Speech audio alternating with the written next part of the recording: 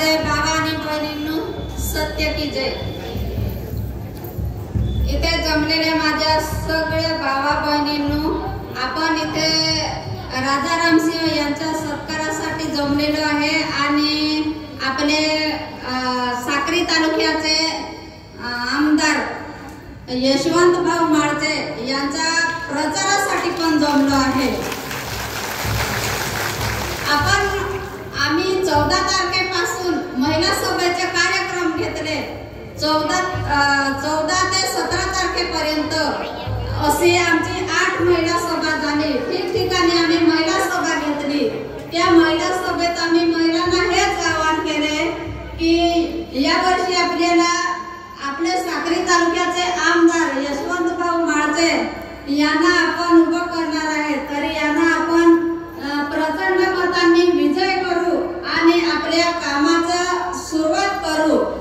याच्यासाठी आपण महिला सगळ्या तयार होत्या आणि भावांना पण सांगतो, कारण आम्ही महिला सभा घेतल्या होत्या, तरी भावांनी बहिणींनी सगळ्यांनी मिळून आपण यशवंत भाऊ माळतेंना यांना महिला सभेचे वतीने आम्ही सगळ्यांना विनंती केली होती की आपल्या महिला सभेच्या बाई होती आम्ही प्रतिमाताई परदेशी, देवाबाई गावित, लीलाताई वळवी, लालाबाई भोये आणि मनीलाताई गावित असं आम्ही सगळ्या महिलांनी मिळून 8 सभा घेतल्या। त्या सभेमध्ये सगळ्या महिलांना व्यवस्थित सांगितलं आणि खास करून एक आपल्या आदिवासी महिलांवर अत्याचार होत आहे, तर आपल्या बाया बाहेर सुरक्षित नाहीये असं आमचं म्हणणं आहे। कारण आपण बाई कुठेही बाहेर गेले तर आपल्याला घरी पोहोचेपर्यंत आपल्याला असं वाटतं की आम्ही केव्हा घरी पोहोचू,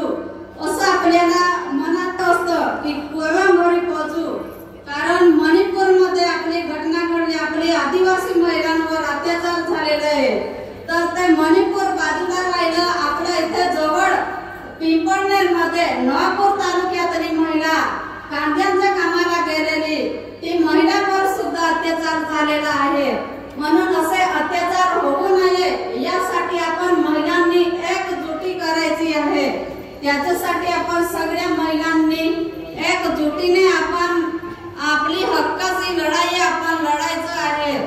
म्हणून आपण बहिणींनो, सगळ्या बहिणींनो मी एकच आवाहन करते की आपण महिलांवर अत्याचार होऊ नये याच्यासाठी आपली एकजुटी आणि सत्यशोधक महिला सभा एकजुटीने राहायचं।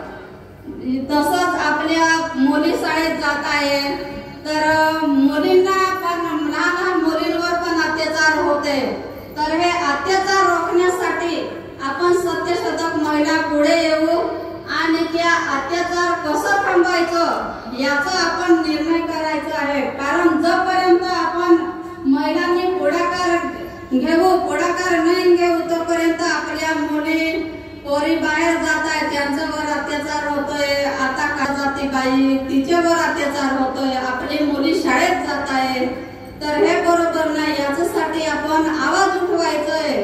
म्हणून माझ्या बहिणींनो, भावांनो, सगळ्यांना विनंती आहे की हे अत्याचार रोखण्यासाठी आपण महिला सभा मजबूत करायची आहे आणि तसंच आपला आमदार म्हणून आपल्याला निवडायचं आहे यशवंत भाऊ माळते। जोपर्यंत आपण आपला आमदार राहणार नाही तोपर्यंत आपले प्रश्न सुटणार नाही। म्हणून आपला कार्यकर्ता यशवंत भाऊ माळते यांना आपण निवडून आणायचं आहे आणि आपण सत्यशोधक आपण लढतोय, काही बिडार मोर्चा काढतोय, आपण आपल्या हक्कासाठी